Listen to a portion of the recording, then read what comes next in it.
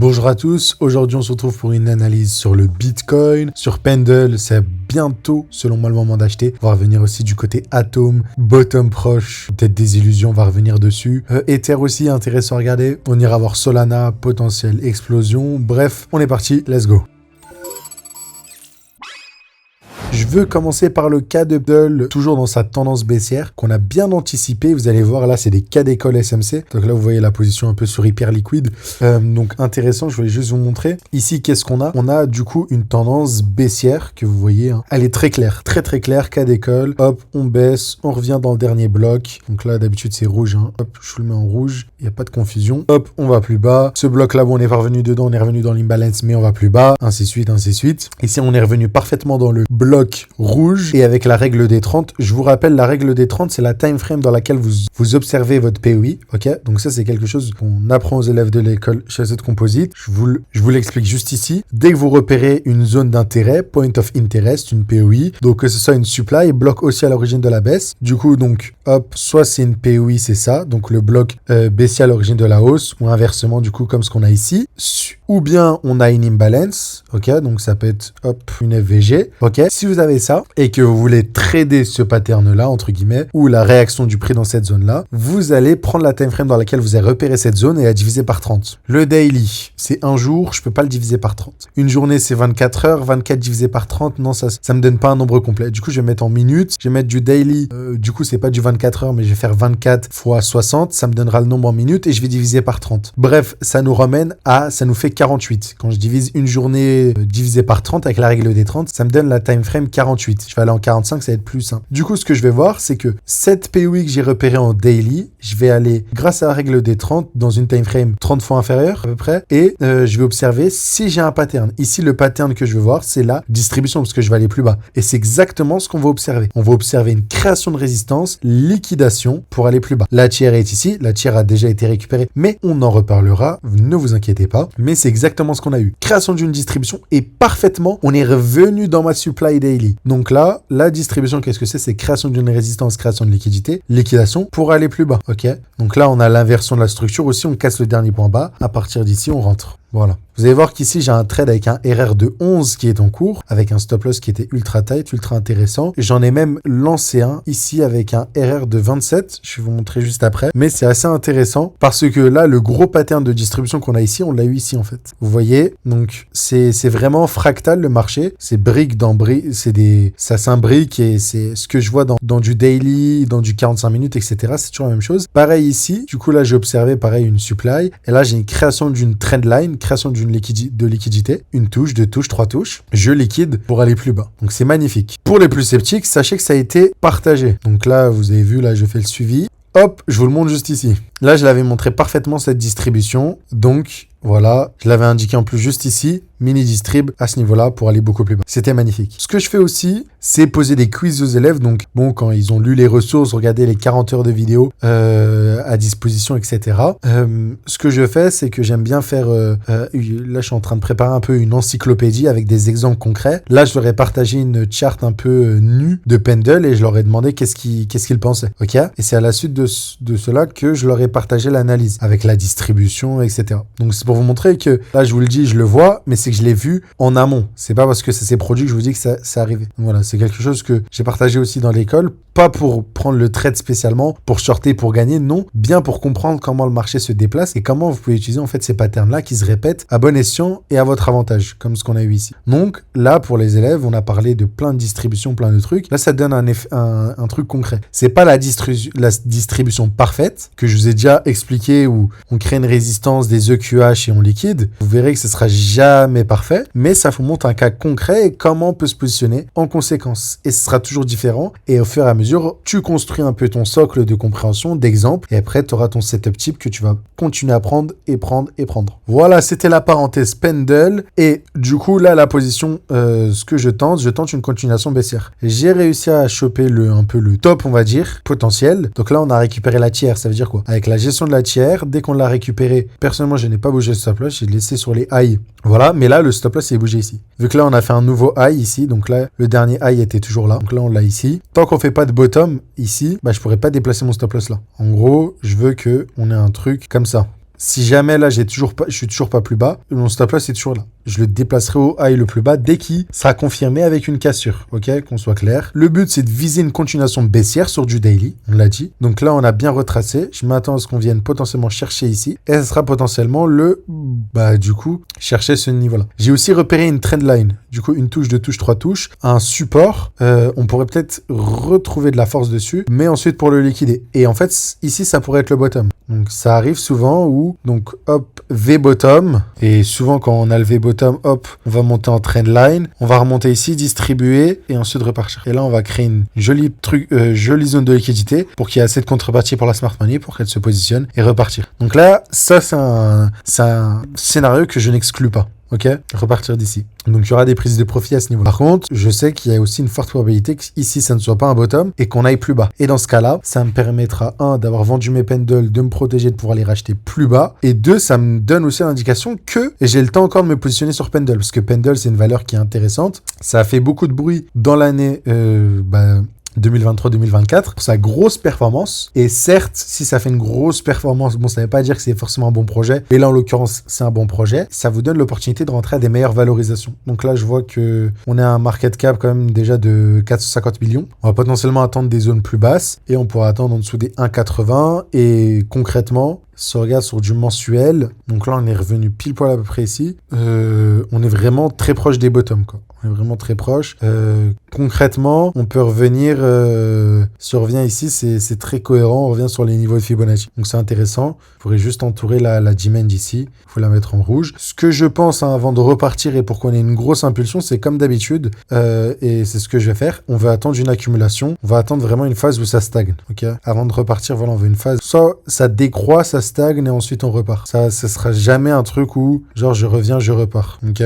Qu'on soit clair. Donc c'est aussi quelque chose qu'on va observer pour se dire, voilà, dès à présent, je me remets dedans. Donc ça, c'était le cas pendle, très intéressant à étudier. On passe au cas Atom parce que c'est quand même une position que je tente. C'est les positions les plus dures. Acheter les bottoms d'une distribution, acheter d'une accumulation, les springs. Là, on est bien sur un range un peu de compression pour ensuite repartir. Vous avez déjà partagé mes inquiétudes vis-à-vis de Atom quand on regardait son market cap, ça ressemblait à une redistribution et qu'on allait atteindre ces niveaux-là. Donc, je ne pense pas, je pense qu'on est en train d'accumuler, honnêtement. Donc, c'est pour ça que je m'inquiète pas. Et surtout, c'est que, bon, le market cap, c'est le plus cohérent à regarder parce qu'il y a beaucoup d'inflation.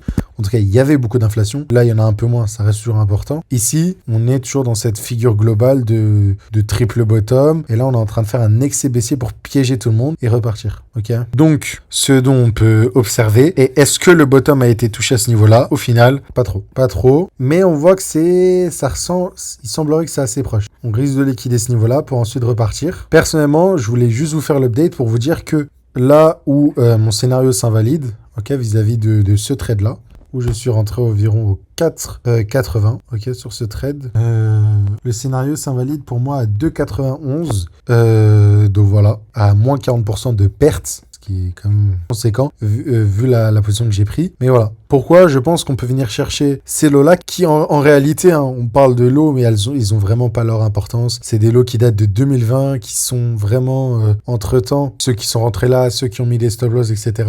Ils n'ont pas gardé une position aussi longtemps, ils ont eu le temps de sortir, etc. Donc là, tout ce qu'on voit ici, ça a peu d'intérêt. C'est juste qu'on revient dans une zone qui a démarré le bull market du côté Atom, cette dimension-là. Donc à partir d'ici, on pourrait voir une réaction. Si on n'a pas une réaction dès à présent, ça pourrait être, entre guillemets, la fin et pas vraiment la fin.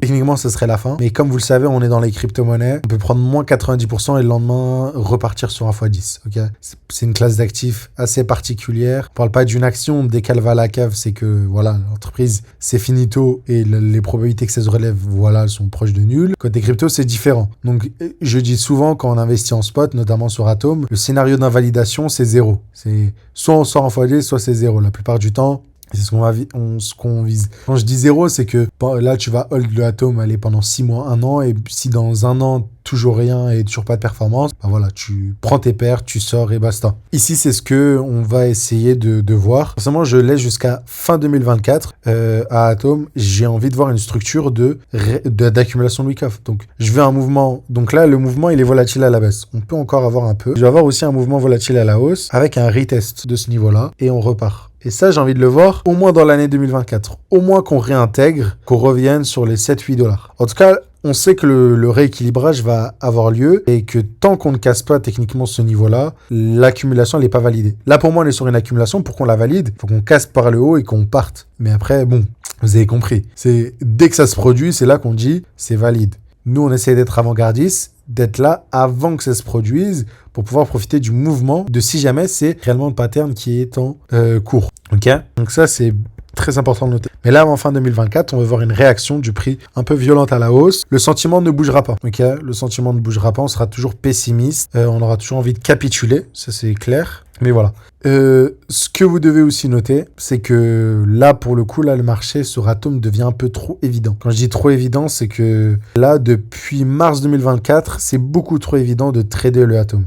C'est genre retour dans les VG, ça va plus bas. Voilà. C'est comme ça. C'est qu'à un moment, quand c'est trop facile de presser quelque chose et de se positionner, ça va souvent faire l'inverse et de manière volatile. Ok ?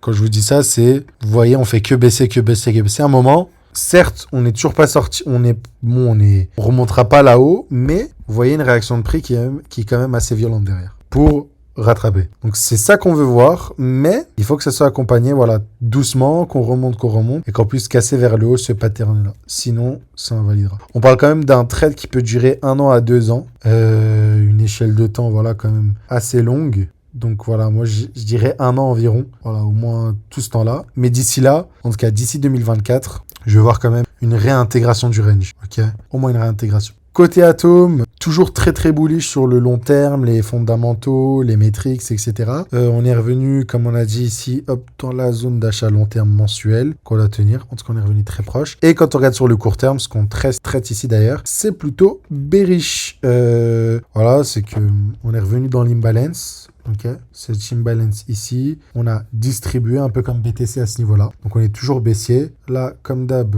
on est revenu pareil dans cette imbalance. Hop. Je vous la note ici. On est revenu dedans. La suite logique, c'est aller plus bas. Je ne pense pas que le bottom est posé avec ça. Et le high protégé se trouve ici. Donc on est toujours du coup baissier. Et la probabilité qu'on puisse acheter de l'Ether à 1900 $ en dessous des 2000, elle commence à être de plus en plus élevée. Surtout qu'on a cassé les niveaux là. Cependant, sur du 4 heures, ce qu'on note, c'est qu'on peut quand même avoir un retour ici. Je vous montrerai sur BTC, voilà, là c'est une jolie supply.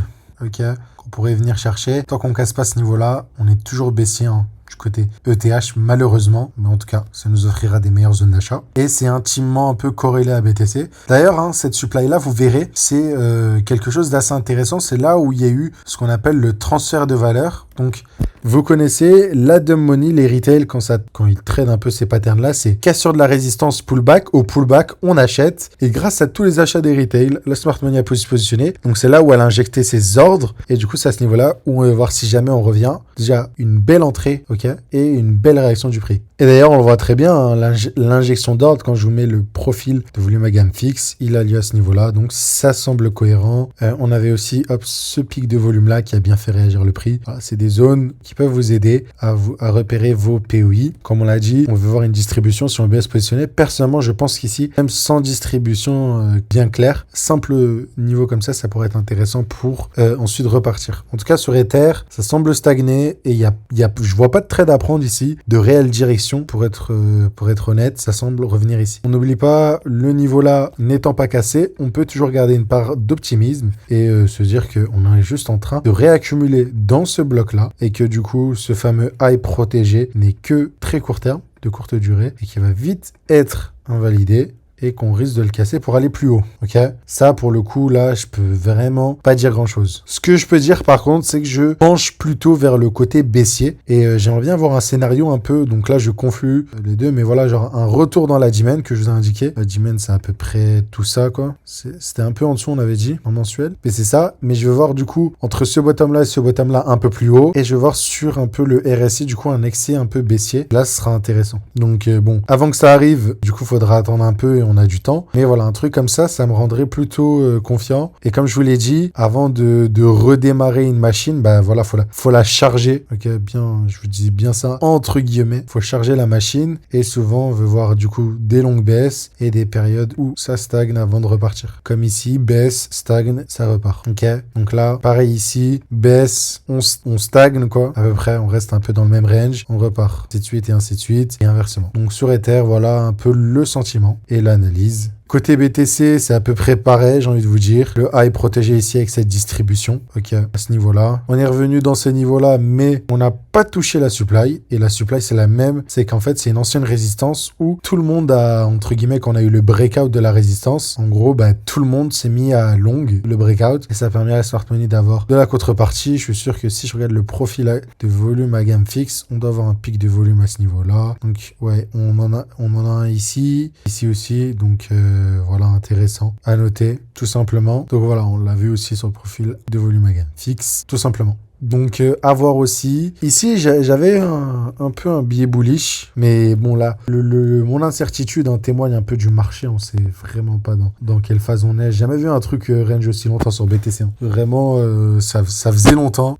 D'habitude, c'est assez tranché BTC. C'est soit bull, soit bear. Certes, on a des phases où ça range, mais là, c'est quand même assez long. Et là, ça ressemble un peu à une accumulation. Mais bon, je pense que elle est pas très valide avec tous les EQL que ça crée. Techniquement, tant qu'on casse pas ce niveau-là, on s'est pas trop approché. Reste bullish, comme je l'ai dit sur Ether. Retour dans la demand, ici. Et je prends la demand de là. Retour dans la demand. Tant qu'on ne casse pas et qu'on repart, bah, c'est bullish. Je l'ai dit, plutôt biais baissier pour revenir ici et repartir. Donc, on va suivre. Si je regarde sur du daily BTC, c'est tôt ou tard, on aura quand même ce range qui devrait se résoudre, j'ai envie de vous dire. Ce range interminable qui date quand même depuis mars 2024. Quand je regarde même ici, ça a duré de janvier à avril, 4 mois. Donc voilà. On a déjà eu des phases comme ça où ça range et ça a toujours lieu. Il y a toujours un gros mouvement qui a lieu à la suite. Donc voilà, on verra très bien sur BTC prochainement ce qui se passe. Mais voilà, ce jeu-là va bientôt se terminer, ok? Ceux qui longuent le support à chaque fois, ou qui le short, tôt ou tard, vont se casser les dents surtout. Donc j'espère que c'est eux qui se casseront les dents.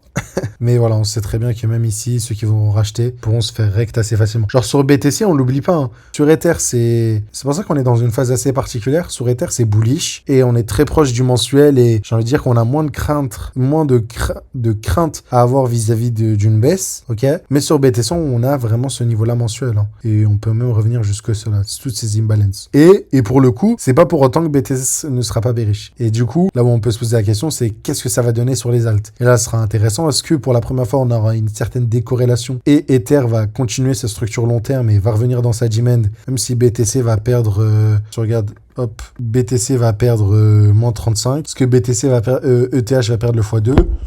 Sûrement pas. Ok.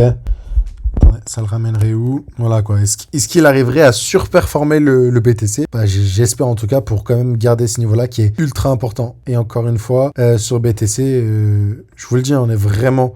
En fait, ça serait pas baissier et ça me choquerait même pas qu'on puisse revenir ici. Ça, faut bien être conscient. C'est une possibilité. Donc c'est pour ça que il faut faire attention sur Bitcoin, même si sur Ether, les signaux sont ici se positionner, même s'il y a des craintes sur Bitcoin. Donc on verra bien. Mais voilà, je voulais juste vous faire le petit récap de quand même sur du mensuel. Bitcoin, il y a des zones plus basses et c'est pas choquant si on va plus bas. On va terminer du côté Solana. Je voulais regarder. Sur du 12 heures Solana, voilà, donc là on avait la distribution, tout ça. On a fait le bottom ici. Là on commence à bien retracer. Je pense qu'on est arrivé dans les dernières zones, donc surtout au niveau des Fibonacci. Pour ensuite repartir. Je pense que ces niveaux-là ne sont pas protégés. On va pouvoir les récupérer et même revenir du coup dans cette zone-là plus globale, ok, d'order flow, c'est comme vous voulez, tout simplement. Donc, on va attendre à ce qu'on revienne dans ces zones-là. En tout cas, personnellement, parce que c'est pas trop une jolie structure de top. En tout cas, dans tous les cas, sur Solana, on est baissier et on a vendu depuis ce niveau-là, quoi. En tout cas, moi, je l'ai dit. Je pense qu'il y a Solana, c'est cool. Mais voilà. Ether me semble mieux. Je vais vous montrer pourquoi aussi. Me semble mieux d'un point de vue fondamental. Solana nous a quand même apporté, voilà, depuis le début de l'année, x10, en moyenne, c'est x7, x8, sans trop forcer. Je pense que c'est un bon moment sur ce cycle de de se dire, bon, x7 Solana, je prends mes profits, et c'est pas une mauvaise chose. Et même si vous dites, ça va à 500 $, je prends 0 profit avant 500 $, c'est surtout le pire. Mais du coup, sur Solana, pour le coup, je pense qu'on peut avoir un rebond, au moins combler les gaps qu'on a laissés. Comme d'hab, comme ce qu'on a eu ici, on a comblé le gap. Je vous l'ai dit, après les forts mouvements baissiers, on a toujours des impulsions haussières, même si globalement c'est bearish, mais on a toujours des impulsions pour retracer les forts mouvements. Donc sur Solana, on se jette cette zone-là. Et du coup, mon arbitrage sol ETH, si je vous le montre ici, ça ressemble à un joli pattern de distribution. Voilà, vous le voyez ici. Donc là, le low, techniquement, il est là. Mais il semblerait qu'on entame une structure baissière avec un high ici, et un high plus bas, et un low plus bas. Donc, je pense qu'on va aller là, et qu'on va même aller chercher ces niveaux-là, voire ces niveaux-là. Tout simplement, assez simplement. Ça veut dire quoi? On parle pas en dollars, ça veut dire que si jamais j'ai un Solana ici, et je le vends, ça me donne 0,5... Enfin, si je prends un Solana, je l'échange contre l'Ether, ça me fait 0,5. Par contre, d'ici quelques temps, mes 1 Solana me donneront que 0,3 ETH, donc beaucoup moins. Et je pense que déjà, on va chercher ces niveaux-là. Et globalement, sur les dominances, ce que j'ai remarqué, c'est qu'on est vraiment sur des gros ranges avec chacun un peu son moment du cycle, des alt season, des Solana season, et que ça se trouve, on est juste dans un giga range et qu'on peut revenir tout en bas. Je ne pense pas. Je pense que Solana a quand même instauré une certaine place, mais on aura un retour à l'équilibre. Du coup, je prends un peu le tout, je mets les 0,5 et un peu le ratio, si vous voulez, de ce range-là entre Solana et Ether. La valo normale, c'est ici.